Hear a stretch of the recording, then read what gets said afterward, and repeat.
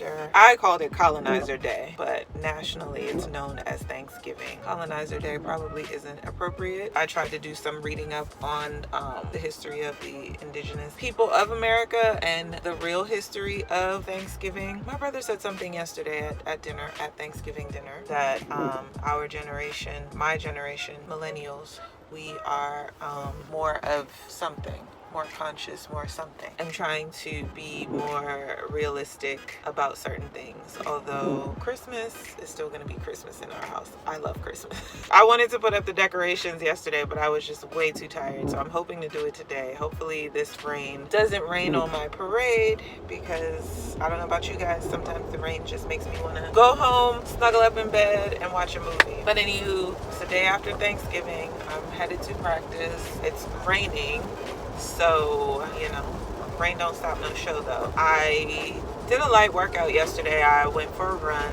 and then I lifted some weights. This morning we are headed to the volleyball sand pit to get some sand work in. We've been doing it once a week. We've been doing it on Fridays. This is our third Friday doing it. But you know, working in the sand, working barefoot really works on like the smaller muscles in your feet. Fun fact about me, I'm flat-footed, but also when we train in the grass, I used to do it a lot more when I was younger. I don't do it now, but especially like when I was in college, when I first moved here, anytime we would train on the grass, I would actually prefer to run barefoot. And if you can, if it's safe, running barefoot from time to time is actually really good because it strengthens the smaller muscles in your feet. The smaller muscles, the ligaments, all of those things. Now, obviously, it's not good to run barefoot all the time and on certain surfaces, but in the grass and the sand, it's great. But I'm gonna be cliche. I think it's kind of like a build on, I guess I should call this series Perspectives, because I feel like it is a bit of perspective, but just, you know, reflecting on this year as we now, I consider this officially like the holiday season. Thanksgiving is like the kickoff of, we're into Christmas, and then it's the new year, and then we'll be in the year 2021. I decided this a while ago, but I especially decided this yesterday, that like I am moving through the rest of the year and going forward with love and light. You know, 2020 has been a challenging year. I'm sure you guys are tired of hearing me say that, everyone else say that. It's been challenging for all of us. But the fact that I am on my way to practice here doing this video, I have a lot to be thankful for. You know, there are so many people that are jobless, so many people that couldn't even feed their families on Thanksgiving, can't even feed their family on a regular day. You know, we were talking about the college kids that, you know, some of them have nowhere to go, where the college campuses are telling them they have to go home, or they can't stay on campus, or, you know, there's just so many terrible things that I could be going through right now, but I'm not.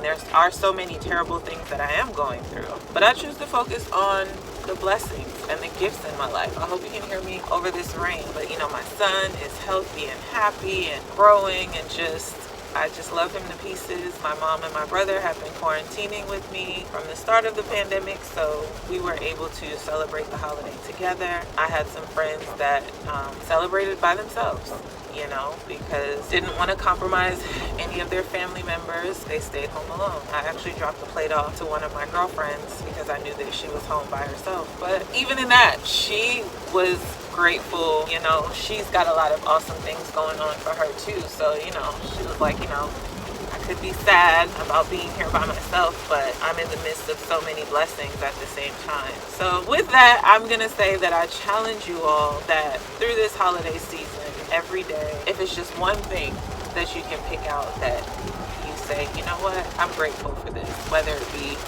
someone in your life. I know like school's wrapping up for most people, the semester's wrapping up for most like college or grad students or PhD students, or maybe like, you know, you're getting a good grade, or you know, you get a bonus at work that you weren't expecting, you hear from someone that you haven't heard from in a long time. I challenge us that every day of this holiday season that we pick just one thing, especially on those days or those mornings where you wake up and you're not particularly, oh my goodness, I'm not dressed for this weather, but it's a particularly rough day. Pick one thing that you're grateful for and just take a moment of gratitude. Say thank you, because it could be a lot worse. We have air in our lungs.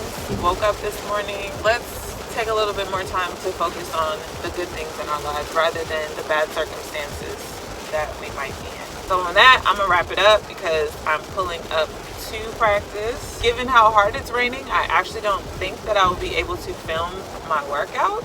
I don't have a waterproof, I film on an old iPhone, so I don't have like a waterproof situation that I can film from. Actually, leave down below what you're grateful for, just one thing. And then, you know, the usual: subscribe, hit the notification bar.